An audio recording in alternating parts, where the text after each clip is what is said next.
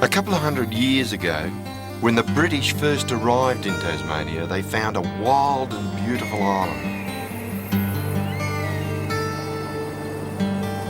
Today, it's hard to imagine the brutal past of this place. Here, the Aboriginal people were massacred, and the British built their most savage prisons. I've come to isolated Macquarie Harbour to retrace the steps of one of the most notorious escapes in convict history.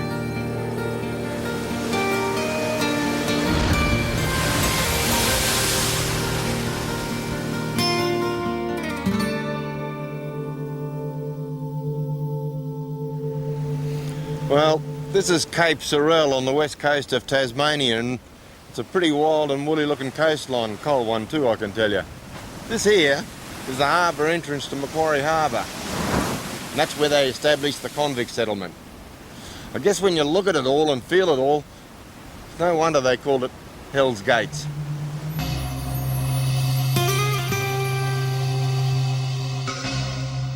This is where the convicts arrived. From the open sea, through the gates of hell, into Macquarie Harbour.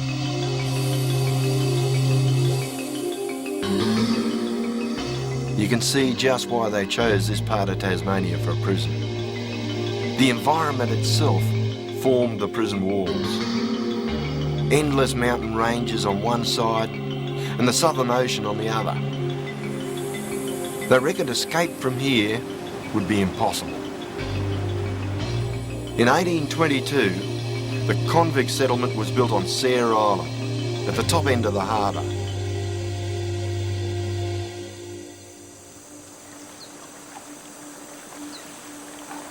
The only way I can get to Sayre Island is by water, leaving from the old fishing village of Strawn near the entrance to the harbour. Ready to go bush? Yeah. Great day on the west coast. Nautical terms. Yeah. It's going to be great. Can be good. A nice sail, yeah, head off down the harbour. Fantastic. Yeah. Oh, yeah. Sounds all right. It's an eerie feeling to think that this is the way those convicts made their first journey up this harbour.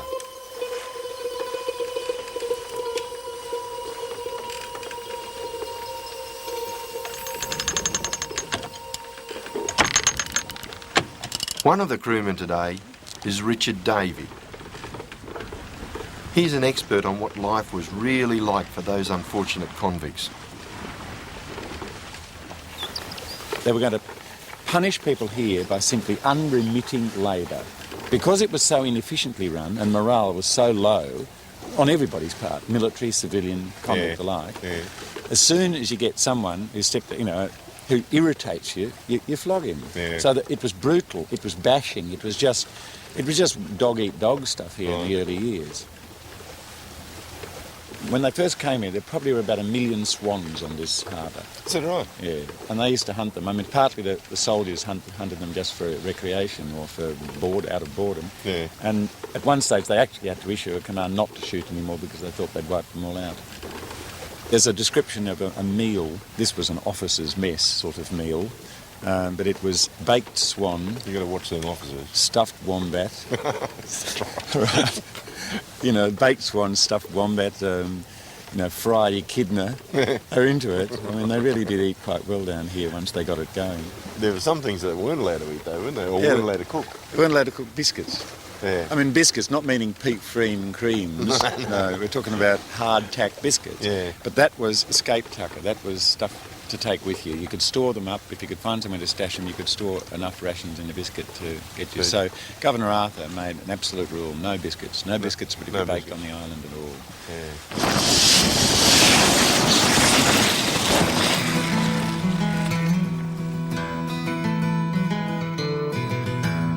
After 3 hours, we reach our destination, Sarah Island.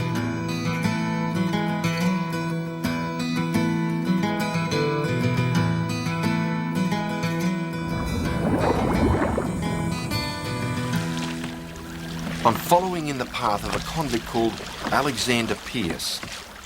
An Irishman, Pearce was initially transported to Tasmania for stealing 6 pair of shoes.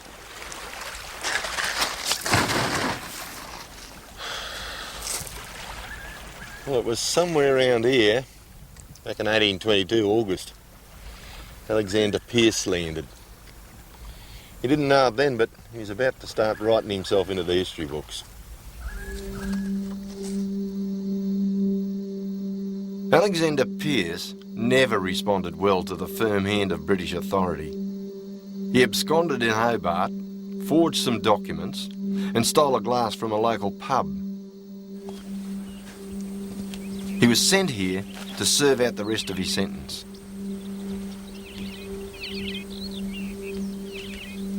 Today, there's not much left but the ghosts of one of the harshest places in the British Empire. Designed to break the toughest man, this was a scene of constant flogging and misery.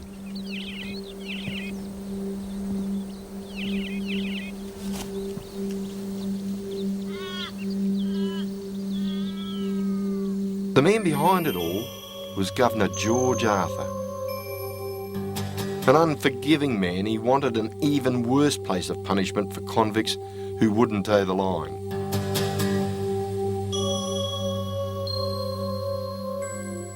Sarah Island was stripped of all its vegetation, creating a windswept and bleak world. Apart from the floggings, the most gruelling punishment was the daily workload.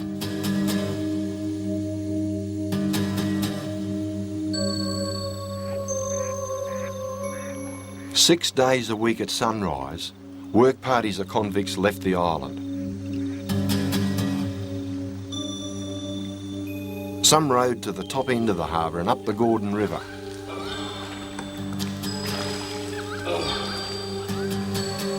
They were after the precious Huon pine. It grew in the rainforest along the riverbanks and it's still here today.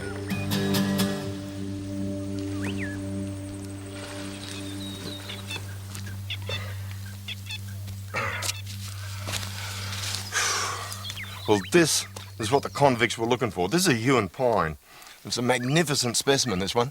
They reckon it's around about 2,000 years old, and these trees don't even mature until they're about 500 years old. Might wonder how come it's still here if the convicts were cutting them all down. Well, I reckon that this tree didn't suit what they were after. They were after wood to make ships out of, and they wanted tall, straight trees. This one's got a few lumps and bumps and knots in the side of it and wouldn't have suited them. This whole story was recreated in an Australian silent film, a classic called For the Term of His Natural Life. The men would work like this right through the winter, often up to their necks in freezing water.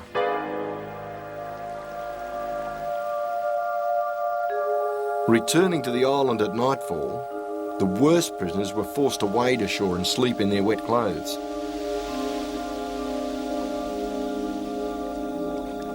It's no surprise that there were many attempts to escape from these hellish conditions.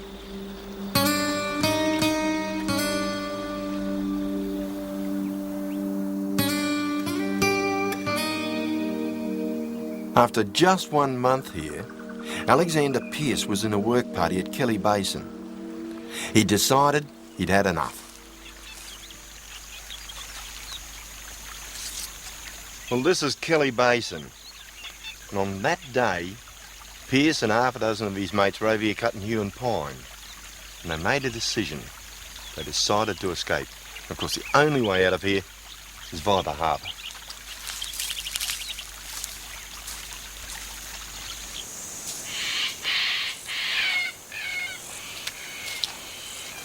First thing they did was pinch a couple of boats, a bit like this old piner's punt here. They didn't have much in the way of supplies, virtually nothing in fact, but the one thing they did have was an axe.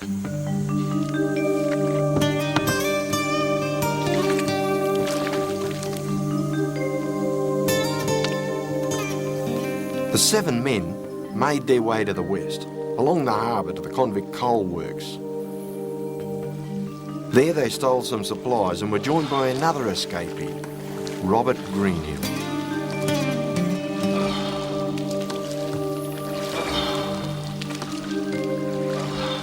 But thinking they were being followed, they panicked and they put ashore here. Well, the first thing they did was bash up the boats and ruin them. Then they took off. They had to travel all through that wilderness country, all those mountains and the rivers and everything. Of course, they had no bush skills and they had no supplies. They had no maps. They really were just feeling their way. But I guess when you think about it, they probably felt that just about anything would have to be better than staying on Sarah Island. Well, normally that'd be the case, but not this time.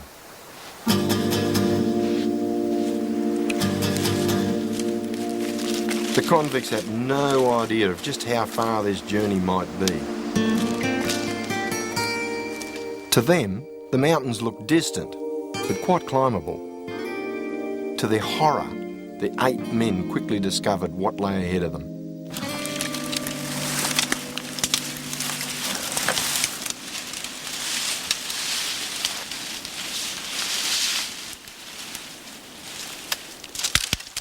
Their clothes were torn, their feet reduced to pulp, and morale collapsed.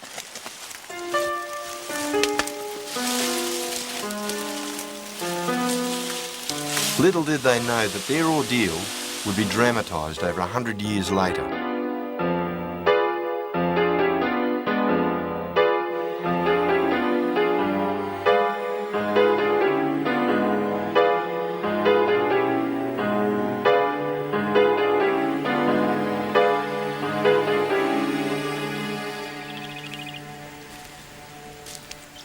Between the scrub, there was rainforest where the going was a bit easier. But it wasn't long before desperate hunger set in. There is bush tucker hidden here, but a newcomer, like me, can take a while to find it. Have a look at that. Isn't that delightful? It's a thing called a native currant. Beautiful little thing. Just like a raspberry or blackberry. Nice sweet little thing. There's plenty of it round here. It's grown all around the riverbank, all around the place here. But of course, those convicts, like me, wouldn't have known about this sort of thing. Not their country either. They would have walked through here. At the time they came through, this wasn't in season, so they would have missed out on it. It certainly is worth knowing about. Delightful.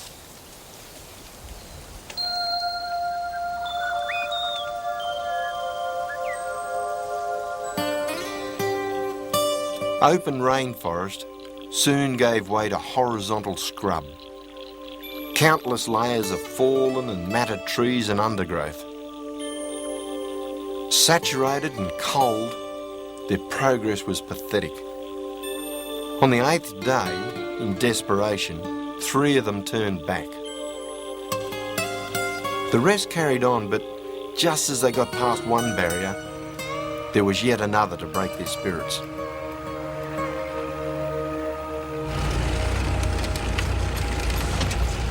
Today, there's a 4-wheel drive track through this part of the country. It was built back in the days when they were surveying this area for a dam. It's all right for me driving up here, but just imagine clambering up here on foot, only to be confronted with this.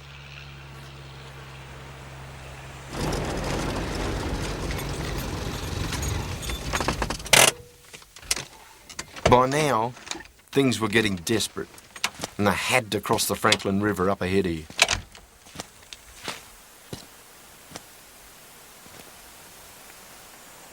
Just have a look at that out there. Absolutely magnificent topography, that. Just there, you got Frenchman's Cap up there and the Franklin River Gorge running through the middle of the whole thing. And that's the country that these convicts walked through. They hadn't seen anything to eat either, no wildlife. You know, for years it's been a debate whether Aboriginal people actually lived in this corner of Tasmania. Well, About 10 years ago, they found something that changed the whole argument.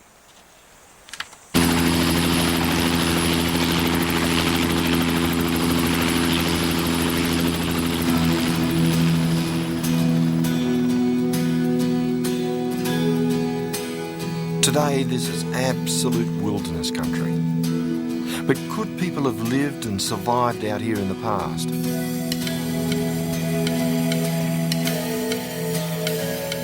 I'm heading for the Franklin. When the dam was being planned, archaeologists made a remarkable discovery along this river.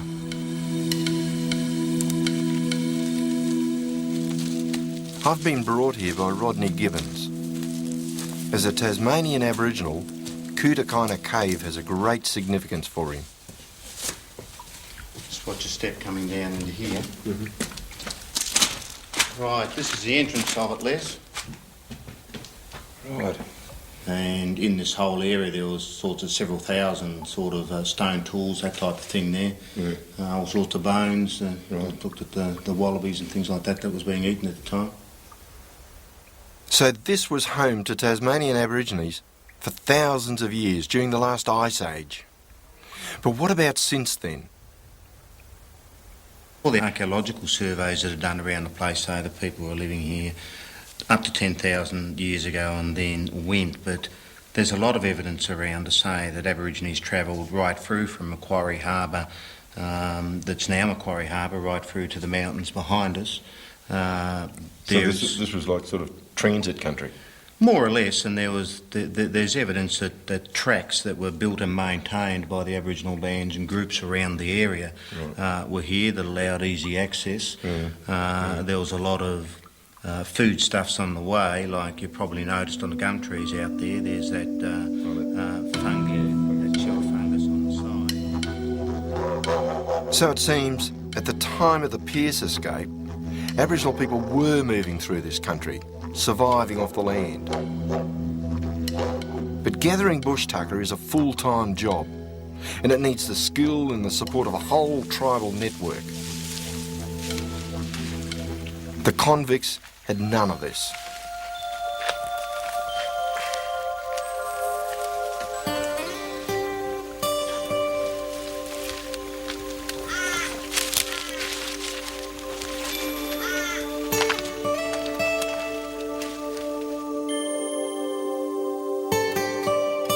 After 15 days of unimaginable hardship, hunger, exposure and sickness, the hell of Sarah Island gave way to a new nightmare.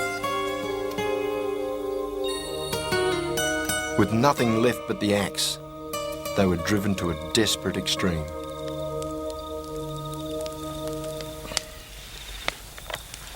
Alexander Pearce's later confession makes for chilling reading. We were famished for the want of food, and began to intimate to each other that it would be much better for one to be sacrificed for food for the rest, than the whole of us to perish. We cast lots as to who should suffer. Well, they've made the decision. They've decided to start eating each other, cannibalism. But the instigator of the idea was Greenhill. He was the one pushing and promoting the whole thing. But he's very devious about it. You reckon they all had to do it, every single one of them, and that way they're all just as guilty as each other. Really charming stuff.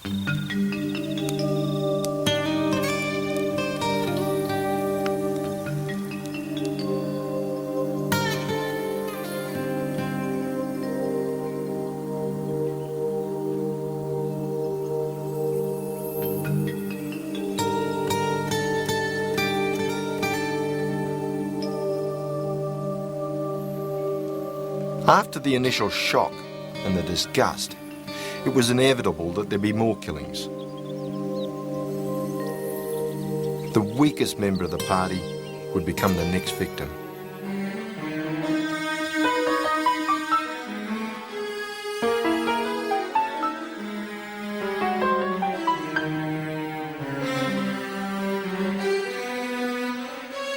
One by one, the stragglers were killed and eaten, leaving just Alexander Pearce and Greenhill clinging to the axe, fighting off sleep.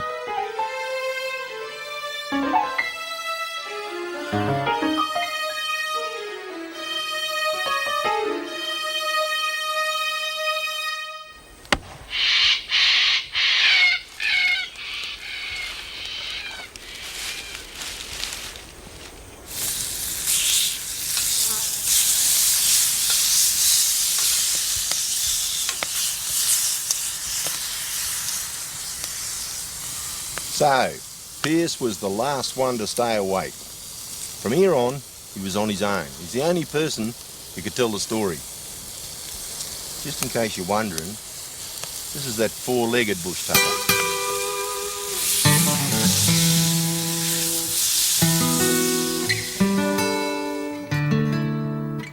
It took Pierce 7 weeks to walk out from Macquarie Harbour. It was an extraordinary feat of endurance. Across the mountains and down into the centre of Tasmania, reaching the outer edges of European settlement here at Shannon Hut, where he joined forces with a couple of bushrangers.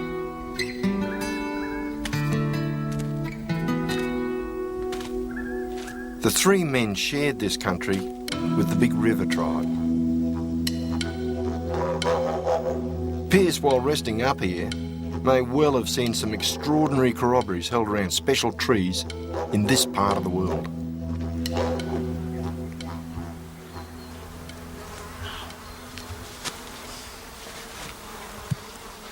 I've heard and read about these trees before, but I've never actually seen one until this morning. They're called a cider gum. I can tell you, just sitting here right now, it smells a little bit like walking past the pub the morning after. And it's all because of this sap which seeps out of the tree, which is very, very sweet. And it collects down here and it actually ferments. And that's why you got these bees and marsh flies and things buzzing around the place. They're getting stuck into it. I brought my cup along, but I reckon I'm going to be a bit disappointed because down here we've just got a little tiny puddle hole. There it is there. It's got a sweet cidery taste to it. Somebody once described this stuff as being a bit like Contro, but I think that's stretching things a bit too much. Anyway, I've got to drive later on. I reckon it's no wonder the Aboriginals had such a good time around these trees.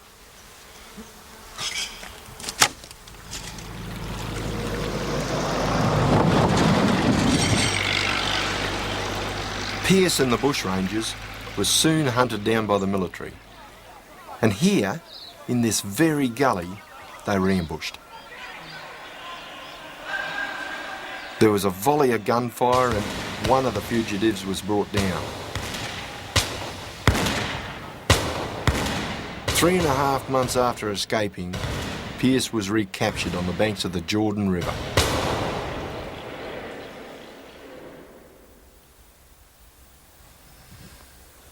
Well, you'll never guess what happened next. Alexander Pierce found himself back in jail in Hobart town.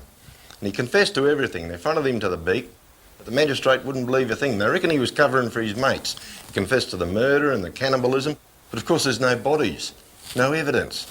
So what they did with him is they packed him up and sent him straight back to Macquarie Harbour.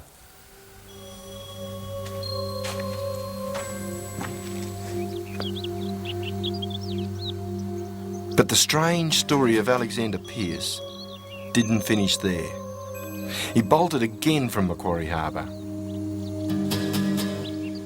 He headed north with just one other convict. And yes, he ate him too. Pierce was finally recaptured. And this time he was believed and was sent to Hobart town for trial.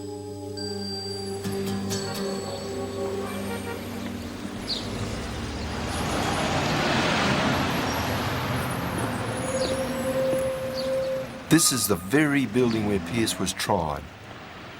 The old Hobart Supreme Court, built just before Pierce made his famous appearance in the dock. By now, he'd become a bit of a celebrity in Hobart, with the local press on hand. Pierce was a court reporter's dream.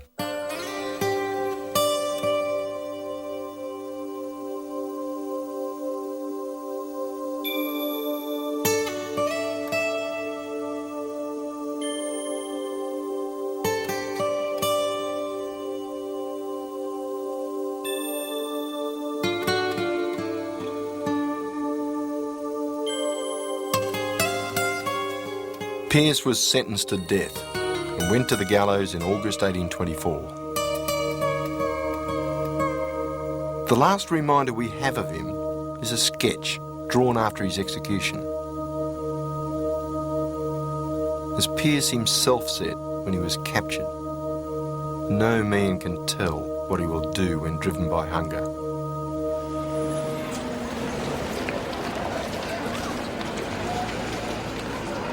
But there's one more place nearby where this whole story started. I don't know whether Mrs. Pearce warned her son about staying away from pubs, but in his case, it would have been good advice. The original pub on this site, way back in 1822, was also called the Ship. And that's rather interesting because Alexander Pearce, one of the crimes he committed around Hobart town, one of them, was nicking a glass from the Ship Hotel, or the Ship Inn as they used to call it. Eventually that sent him to Macquarie Harbour, and then he became a murderer, and finally ended up cannibalism and getting hung. Maybe I better return this glass.